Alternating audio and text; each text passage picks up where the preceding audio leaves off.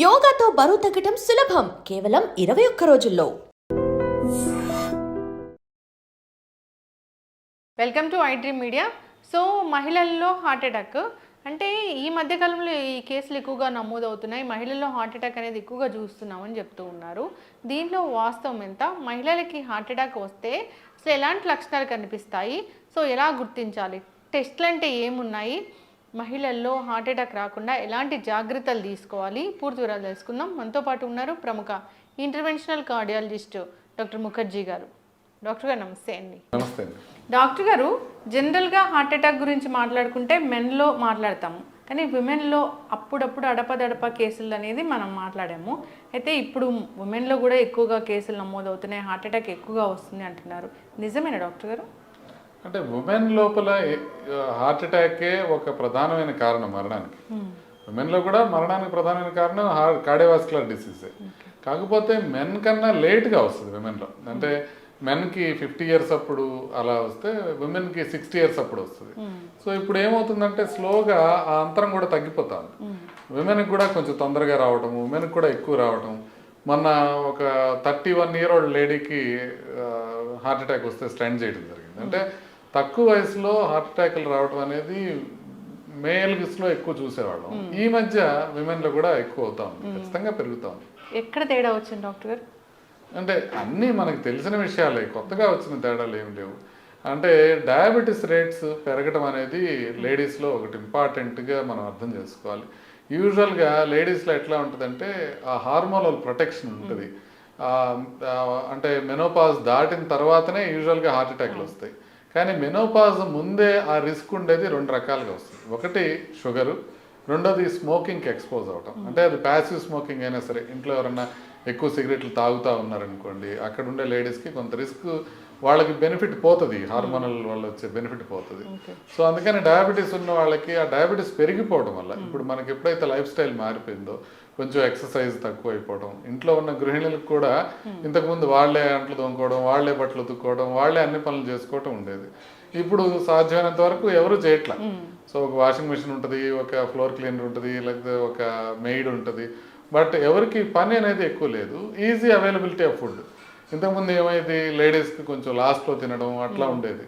సాధ్యమైనంత వరకు వాళ్ళకి ఫుడ్ తక్కువ ఉండేది. ఇప్పుడు ఏమవుతుందంటే ఫుడ్ అబండెన్స్లో ఉంటుంది, మంచి విషయమే. కాకపోతే ఆ మంచి విషయంతో పాటుగా ఫుడ్ అబండెన్స్తో పాటుగా ఆ కార్బోహైడ్రేట్స్ అనేవి అధికంగా అయిపోవడం, శాచురేటెడ్ ఫ్యాట్స్ అధికంగా అయిపోవడం, వీటి వల్ల హార్ట్ అటాక్లు రావడం పెరుగుతుంది. సో ఓవరాల్గా మనకి లైఫ్ స్టైల్ మోడిఫికేషన్తో డయాబెటీస్ అనేది, మెటబాలిక్ సిండ్రోమ్ అనేది ఎక్కువ అయిపోవటం వల్ల, కొన్ని కల్చరల్ చేంజెస్ మన లివింగ్లో రావటం వల్ల, ఈ 2 కారణాలు ప్రధానంగా చూస్తాను నేను హార్ట్ అటాక్ ఉమెన్లో పెరగడానికి. అయితే ఉమెన్లో హార్ట్ అటాక్ చాలా సైలెంట్గా వస్తుంది అంటారు, అది ఏంటి డాక్టర్ గారు?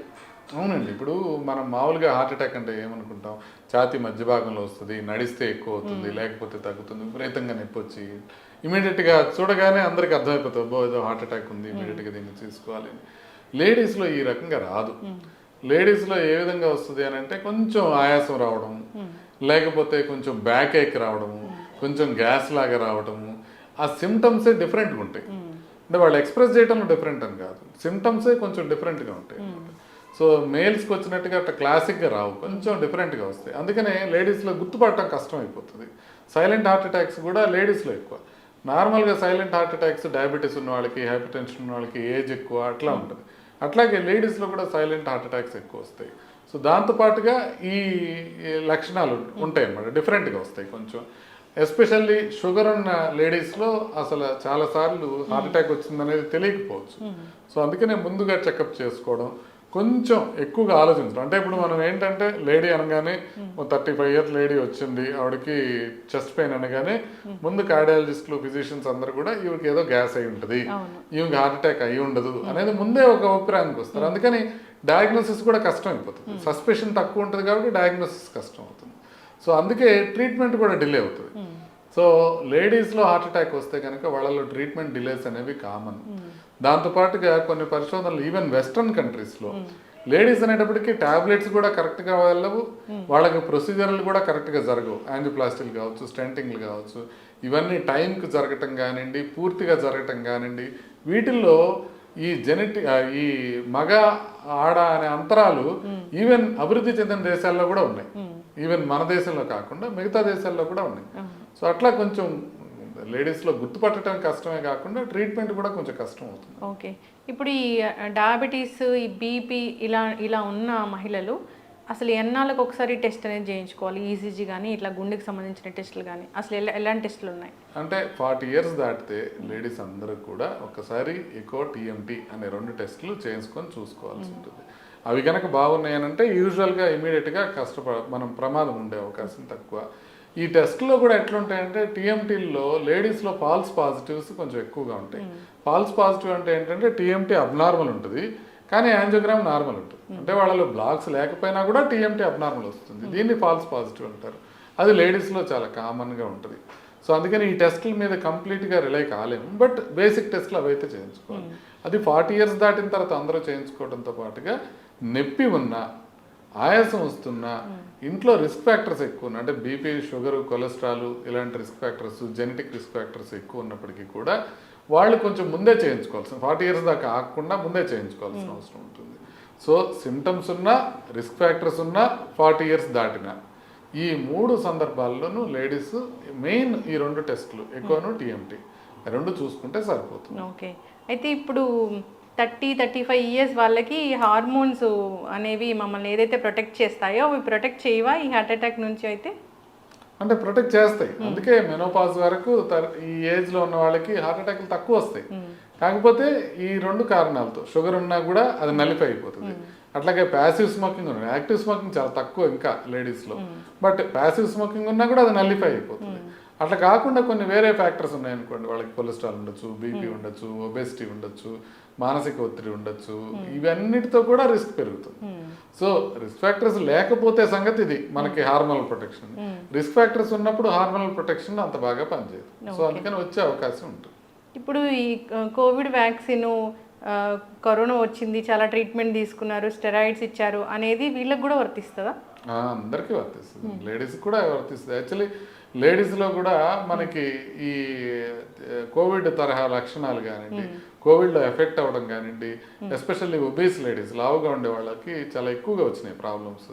సో వ్యాక్సిన్ సైడ్ ఎఫెక్ట్స్ కూడా, అంటే కోవిషీల్డ్ లాంటి వ్యాక్సిన్తో వచ్చే సైడ్ ఎఫెక్ట్స్, బ్లడ్ క్లాట్స్ అనేవి లేడీస్లో అధికంగా ఉన్నాయి. అది ఆల్మోస్ట్ వాళ్ళలో 60% ఉంటే 40% మేల్స్లో ఉన్నాయి. కాకపోతే ఇప్పుడు మనం చూస్తున్న సడన్ కార్డియక్ డెత్స్లో, అన్ని సడన్గా ఆకస్మిక మరణాలు ఏదైతే చూస్తున్నాం, వీటిలో ప్రిడామినెంట్గా మేల్సే ఉండటం వల్ల మనకేమర్థం అవుతుందంటే మేబీ వ్యాక్సిన్ వల్ల కాదేమో అని. ఎందుకంటే వ్యాక్సిన్ లేడీస్లో ఎక్కువ ప్రాబ్లమ్స్ క్రియేట్ చేసింది, మేల్స్లో తక్కువ ప్రాబ్లమ్స్ క్రియేట్ చేసింది. కానీ ఇప్పుడు వస్తున్నది స్టిల్ మేల్స్లోనే ఎక్కువ వస్తుంది. సో అందుకని ఇది వ్యాక్సిన్ వల్ల కాదేమో అనేది మనకు అర్థమవుతుంది. ఈ రీసెంట్గా మీరు ఒక ఆర్టికల్ రాశారు, అంటే డెలివరీ తర్వాత ఉమెన్ చాలా జాగ్రత్తలు తీసుకోవాలి, వాళ్ళల్లో కూడా హార్ట్ ఇష్యూస్ అనేవి వచ్చేది ఉందని. అది ఎట్లా డాక్టర్ గారు? అంటే లేడీస్కి మాత్రమే స్పెసిఫిక్ కొన్ని జబ్బులు ఉంటాయి. దాంట్లో ఇది ఒకటి కామన్ జబ్బు అనమాట. దాన్ని పెరిపార్టమ్ కార్డియోమయోపతి అంటారు. పెరిపార్టమ్ కార్డియోమయోపతి అంటే డెలివరీ అయ్యే 1 నెల ముందు కానీ, ఒక 3 నెలల తర్వాత కానీ సడన్గా గుండె వీక్ అయిపోతుంది. పోలియో వస్తే మజిల్ ఎట్లా వీక్ అయిపోతుందో గుండె కండరం అట్లా వీక్ అయిపోతుంది. ఎవరిలో వస్తుందో ఎవరిలో రాదనేది జెనెటిక్ ఇన్ఫ్లుయెన్స్ మీద ఆధారపడి ఉంటుంది, మనం కంప్లీట్గా చెప్పలేము. సో అలా వస్తే కనుక ఇమీడియట్గా వాళ్ళకి ఆయాసం రావటము, పడుకుంటే ఆయాసం ఎక్కువైపోవడం, దగ్గు రావటము, కాళ్ళు వాపులు రావడం, ఇట్లాంటి సమస్యలు వస్తాయి. అలాంటివి వచ్చినప్పుడు ఒక్కసారి ఎకోకార్డియోగ్రామ్ చేసి చూసుకుంటే ఒకవేళ పంపింగ్ వీక్గా ఉంటే ప్రెగ్నెన్సీ వల్ల వచ్చిన ప్రాబ్లం కింద మనం దాన్ని భావించాలి. దాన్ని పెరిపార్టమ్ కార్డియోమయోపతి అంటారు. అలా ఉంటే కనుక దానికి ట్రీట్మెంట్ తీసుకుంటే చాలా మంది రికవర్ అయిపోతారు. మోర్ దాన్ 60% ఏమీ ప్రాబ్లం లేకుండా రికవర్ అయ్యే ఛాన్సెస్ ఉంటాయి. ఒక 40% మాత్రం కొంచెం పంపింగ్ ఇంప్రూవ్ కాకపోయినా, లేకపోతే డిటరేట్ అయినా అయ్యే అవకాశం ఉంటుంది.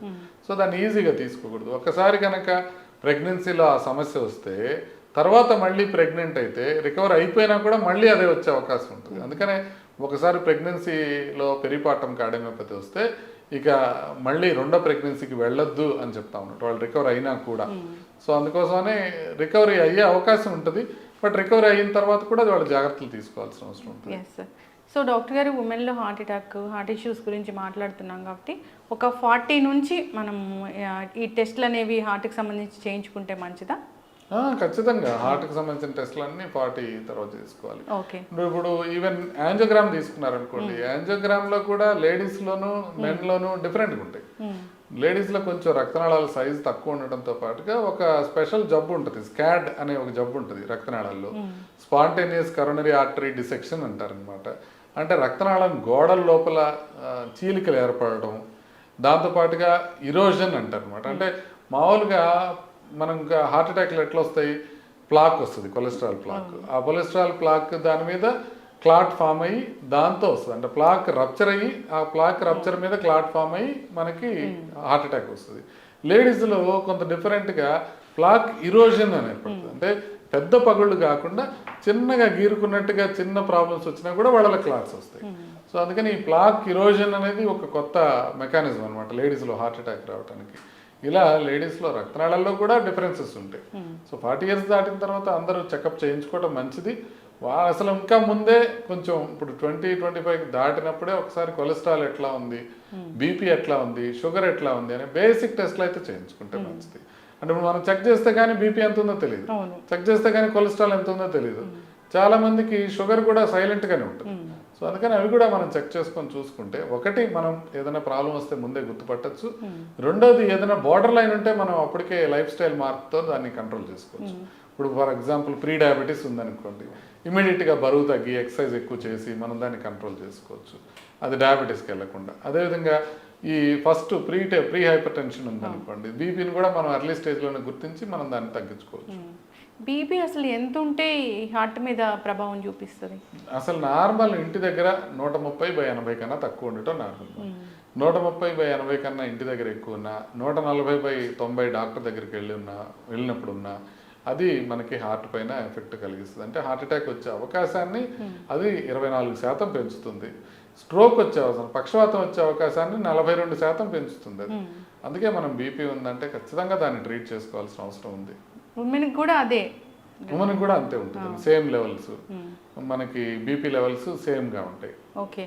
అంటే ఎప్పుడైనా 130 ఉండి లేదా 120 ఉండి ఈ డయాస్టాలిక్ అనేది 90 ఉంటే అది అబ్నార్మలే, 80 కన్నా తక్కువ ఉండాలి. సో ఎప్పుడు చిన్న వయసులో ఏంటంటే సిస్టాలిక్ అనేది నార్మల్ ఉండి డయాస్టాలిక్ ఎక్కువ ఉంటుంది. అది కామన్, 130/90 అనేది కామన్, బట్ అది అబ్నార్మల్. సో ఏజ్ పెరిగే కొద్ది ఇప్పుడు 70 years వచ్చినాయి అనుకోండి, అప్పుడు ఎంత ఉంటుంది అంటే 150/60 అట్లా ఉంటుంది. అంటే అది సిస్టాలిక్ ఎక్కువ ఉంటుంది, డయాస్టాలిక్ తక్కువ ఉంటుంది. వాళ్ళకి ట్రీట్ చేయడం ఇంకొక ప్రాబ్లం, ఎందుకంటే వాళ్ళకి సిస్టాలిక్ ట్రీట్ చేద్దామని ట్రై చేస్తే డయాస్టాలిక్ పడిపోతూ ఉంటుంది. సో అందుకని ఆ జాగ్రత్తలు తీసుకొని డయాస్టాలిక్ పడిపోకుండా వాళ్ళకి ట్రీట్ చేయాలి. ఓకే. అయితే డాక్టర్ గారు, ఈ కార్డియాక్ అరెస్ట్ అని చెప్తారు కదా, హార్ట్ అటాక్ వేరు కార్డియాక్ అరెస్ట్ వేరు కదా, అయితే కార్డియాక్ అరెస్ట్ కూడా ఉంటుందా ఉమెన్లో? కార్డియాక్ అరెస్టే కదా సార్, ఉమెన్లో కూడా ప్రధానంగా చనిపోయే అవకాశం కార్డియాక్ అరెస్ట్. అంటే సడన్ గా ఒక 6 minutes ముందంతా మంచిగా ఉంటారు, అప్పటికప్పుడు హార్ట్ ఆగిపోవడం అట్లా జరుగుతుందా? హార్ట్ అటాక్ వచ్చిన మొదటి గంటలో చనిపోయే అవకాశం చాలా ఎక్కువ ఉంటుంది. మొదటి గంటలో అంటే హార్ట్ అటాక్ వచ్చిన తర్వాత మనం హాస్పిటల్కి వెళ్ళే లోపల చనిపోయే వాళ్ళు చాలా ఎక్కువ మంది ఉంటారు. సో అందుకోసమని హార్ట్ అటాక్ వచ్చినప్పుడు కార్డియాక్ అరెస్ట్ వచ్చే లోపల ముందు హాస్పిటల్కి చేరుకోవాలి. అందుకే హార్ట్ అటాక్ సివియర్ పెయిన్ ఏదైనా వస్తే ఇమ్మీడియట్గా హాస్పిటల్కి రీచ్ అవ్వడం అనేది చాలా ఇంపార్టెంట్. ఓకే. అసలు ఉమెన్కి హార్ట్ ఇష్యూసే రాకూడదు అంటే జాగ్రత్తలు ఏముంటాయి? మెన్ ఏ విధమైన జాగ్రత్తలు తీసుకోవాలో ఉమెన్ కూడా అదే జాగ్రత్తలు తీసుకోవాలి. అంటే ఆహారం విషయంలో జాగ్రత్తలు తీసుకోవటం, బరువు జాగ్రత్తగా మెయింటైన్ చేసుకోవటం, వ్యాయామం రెగ్యులర్గా చేసుకోవటం, మనం మానసిక ఒత్తిడి తగ్గించుకోవటం, నిద్ర సరిగ్గా పోవటం, ఇవి ఏదైతే మగవాళ్ళలో ఉపయోగపడతాయో అదే లేడీస్లో కూడా ఉపయోగపడతాయి. సో కాకపోతే ఓన్లీ అడ్వాంటేజ్ ఏంటంటే ఇప్పుడు దాకా లేడీస్కి వ్యసనాలు చాలా తక్కువ, ఇండియాలో వ్యసనాలు తక్కువ ఉంటాయి లేడీస్కి. దానికి తోడు కొంత కష్టపడి పని చేస్తారు మెన్ కన్నా కూడా. ఇప్పుడంతా అదే మనం అనుకున్నట్టుగా తగ్గిపోతూ ఉంది. సో అందువల్ల కొంత సహజ సిద్ధమైన అడ్వాంటేజెస్, హార్మోనల్ అడ్వాంటేజ్ కాకుండా ఈ అడ్వాంటేజెస్ కూడా ఉంటాయి. ఇప్పుడు కొత్తగా విమెన్ వేపింగ్ చేయడం మొదలుపెట్టారో, స్మోకింగ్ చేయడం మొదలుపెట్టారో, ఆల్కహాల్ అనేది ఎప్పుడైతే ఆ అప్పర్ సోషియో ఎకనామిక్ గ్రూప్స్లో కామన్ అయిపోతుందో లేడీస్లో, అప్పుడు మనకి అడ్వాంటేజెస్ అన్నీ పోయే అవకాశం ఉంటుంది. ఓకే. అయితే సిటీ కరోనరీ యాంజియో అని ఆ మధ్య ఎక్కువగా విన్నాము. అది ఒకసారి చేయించుకుంటే 3 ఏళ్ల వరకు భయం లేకుండా ఉంటుందా డాక్టర్ గారు? సిటీ కరోనరీ యాంజియోగ్రామ్ నార్మల్ ఉంటే 5 ఏళ్ల వరకు యూజువల్గా పెద్ద పట్టించుకోవాల్సిన అవసరం ఉంటుంది. సో యూజువల్గా సిటీ కరోనరీ యాంజియోగ్రామ్ నార్మల్ ఉంటే ఈ ప్రాబ్లం వచ్చే అవకాశం తక్కువ. కాకపోతే అట్లనే సిటీ కరోనరీ యాంజియోగ్రామ్లో కాంట్రాస్ట్తో పాటు రేడియేషన్ కూడా ఉంటుంది. సో అందుకని రెగ్యులర్గా అవసరం లేదు, భయపడి చేసుకోవాల్సిన అవసరం లేదు. ప్రెగ్నెన్సీలో చేయకూడదు, సిటీ అనేది చాలా డేంజరస్. సో అందుకోసమని మనం చాలా జాగ్రత్తగా చూసుకొని ఒకవేళ అవసరం అని అనుకుంటే చేసుకోవచ్చు సిటీ కరోనరీ యాంజియోగ్రామ్. ఎస్, చక్కటి ఇన్ఫర్మేషన్ డాక్టర్ గారు. ఉమెన్ తన హెల్త్ గురించి తాను ఆలోచించుకోవాలి. సో ఎప్పుడైనా ఉమెన్ ఎలా ఉంటారంటే ఇంట్లో అందరి హెల్త్ గురించి ఆలోచిస్తారు కానీ తను ఒక టెస్ట్ చేయించుకోవాలన్నా చేయించుకోరు. సో ఫోకస్ పెట్టాలి హెల్త్ మీద. ఖచ్చితంగా తను కూడా హాస్పిటల్కి వెళ్ళాలి, టెస్టులు చేయించుకోవాలి. డాక్టర్ని సంప్రదిస్తే తెలుస్తుంది అసలు అవసరమా లేదా అనేది. ఇప్పుడు దాకా లేడీస్ ఎట్లుంటుందంటే మనకు బ్రెస్ట్ క్యాన్సర్ ఉందా లేదా, లేకపోతే ప్యాప్ స్మియర్ చేయించుకున్నావా లేదా, దీని మీద కాన్సన్ట్రేషన్ ఉంటుంది కానీ హార్ట్ చెకప్ చేయించుకున్నావా లేదా అనే కాన్సన్ట్రేషన్ ఉండదు. ఇప్పటి నుంచి అది కూడా జాగ్రత్తలు తీసుకుంటే బాగుంటుంది. చక్కటి ఇన్ఫర్మేషన్ డాక్టర్ గారు, ఫాలో అవ్వాలని కోరుకున్నామండి. నమస్తే. Sir, one life lesson what medicine has taught you. Whatever you can do without expecting. But I really believe మన పాజిటివ్ యాటిట్యూడ్ ఉంటేనే మనం ఏదైనా సాధించగలం. గట్ని మనం కరెక్ట్గా డీల్ చేసినట్లయితే అది మనకి పాజిటివ్ హార్మోన్స్ని రిలీజ్ చేస్తుంది. షుగర్ వచ్చిన వాళ్ళ పరిస్థితి ఏంటి? పొట్ట దగ్గర పెరిగితే దాన్ని ఆండ్రాయిడ్ అంటారు, ఆండ్రాయిడ్ ఫోన్ కదా. అసలు థాట్స్ ఎందుకు వస్తాయి? బ్రెయిన్ డెడ్ అంటే దానికి ప్రపంచం అంతా కూడా కొన్ని నిర్దిష్టమైనటువంటి లక్షణాలు ఉంటాయి. మానసికంగా ధైర్యంగా ఉంటే క్యాన్సర్ జయించవచ్చు. You are a doctor for a cause, sir. అంతే. వాళ్ళకి వచ్చిన ఆదాయం కాకుండా ఫ్రీ సర్వీస్ ఎంతమందికో చేస్తుంది. And don't forget to subscribe to iDream. And for more videos, Please subscribe to iDream. Please subscribe to iDream. Please subscribe iDream. And please subscribe to iDream. For more videos, subscribe to iDream. please like, share and subscribe to the channel. Congratulations, iDream. Subscribe to iDream. Subscribe to iDream. So subscribe to iDream Media. iDream ki iDream team andarki huge congratulations. Please subscribe iDream Media. Please subscribe to iDream. Subscribe iDream. Please subscribe to iDream. iDream అంటే నా కళల channel subscribe చేసుకున్న నోరు తిరుగుతలేదు, మీరైతే గంట గుర్తు కొట్టండి. For more such videos, please subscribe to iDream.